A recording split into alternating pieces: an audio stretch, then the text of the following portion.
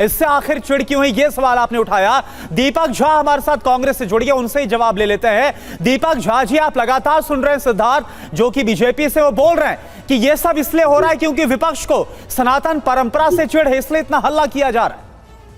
देखिए, सिद्धार्थ यादव जी बौखला गए हैं।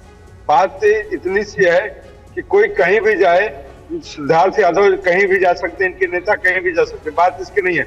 लेकिन चुनाव आयोग सोया हुआ है। चुनाव आयोग जो आचार संहिता लगी होती है, उस आचार संहिता की बात हो रही है। अगर संविधान की बात हो रही है, भारत देश की बात हो रही है कि इस चुनाव आचार संहिता के तहत कोई भी ऐसे धार्मिक चीजों को या धार्मिक कृत्य नहीं होने चाहिए जो कि नेता को करना चाहिए। नरेंद्र मोदी जी साधना करें, ध्यान करें, चुपचाप जाए, इतना ढिढोरा क्यों पिट रहे हो भैया? साधना करने का कोई सन्यासी ढिढोरा पिटता है कि मैं ध्यान करने जा रहा हूँ, झुंझुना बजा के ध्यान होता है?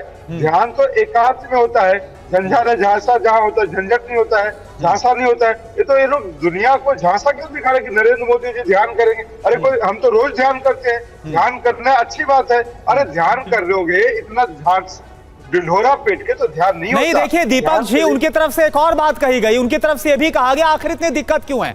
अगर प्रधानमंत्री जा रहे तो विपक्ष के नेता भी तो जा सकते हैं चुनाव प्रचार खत्म होने के बाद।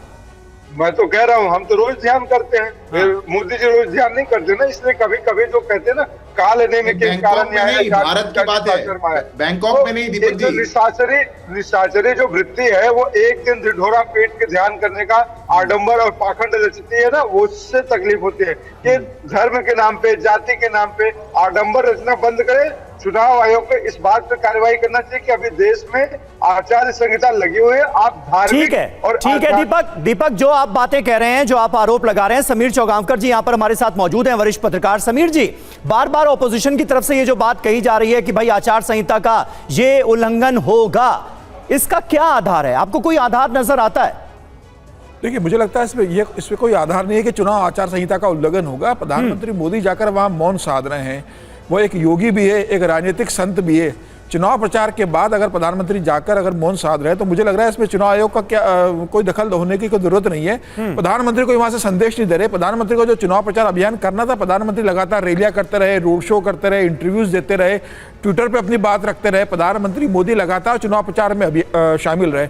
अब जब चुनाव प्रचार खत्म हो गया तो प्रधानमंत्री मोदी किसी एक जगह पर जाकर ध्यान केंद्रित कर रहे हैं, तो इसे चुनाव प्रचार से कैसे जोड़कर देखा जा सकता है? मुझे लगता है ध्यान साधना से ज्यादा समीर जी जो लोकप्रियता है प्रधानमंत्री मोदी की, जो पूरे देश के अंदर एक छवि बनी हुई है, एक सनातन के रूप में प्रधानमंत्री मोदी की जो छवि है, मुझे लगता है विपक्ष को बार बार ये डर लगता है कि प्रधानमंत्री मोदी जहां भी रहते हैं पूरी दुनिया का और पूरे देश की जनता का ध्यान वहां पर रहता है। तो प्रधानमंत्री अगर वहां बैठेंगे तो पूरे देश को मैसेज मिलेगा और 57 सीटों पर भी इसका असर होगा।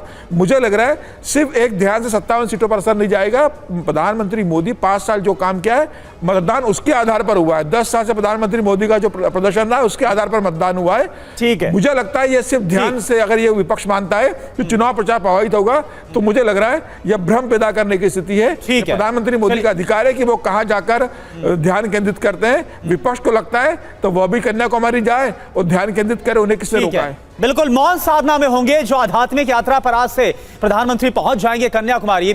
सरकार जी, आपसे सवाल तो यही है, जिस तरह से आपने समीर जी को भी सुना कि प्रधानमंत्री मौन साधना में होंगे, वहां पर वो कुछ बोलेंगे भी नहीं, लेकिन इसके बावजूद विपक्ष को आखिर दिक्कत क्यों हो रही है? कहीं ऐसा तो नहीं कि प्रधानमंत्री की मौन साधना में ही विपक्ष को ऐसा लग रहा है कि 57 सीटों पर असर पड़ जाएगा, खासतौर पर बंगाल की जो 9 सीटें हैं जिस पर लास्ट फेज में चुनाव होने वाला है?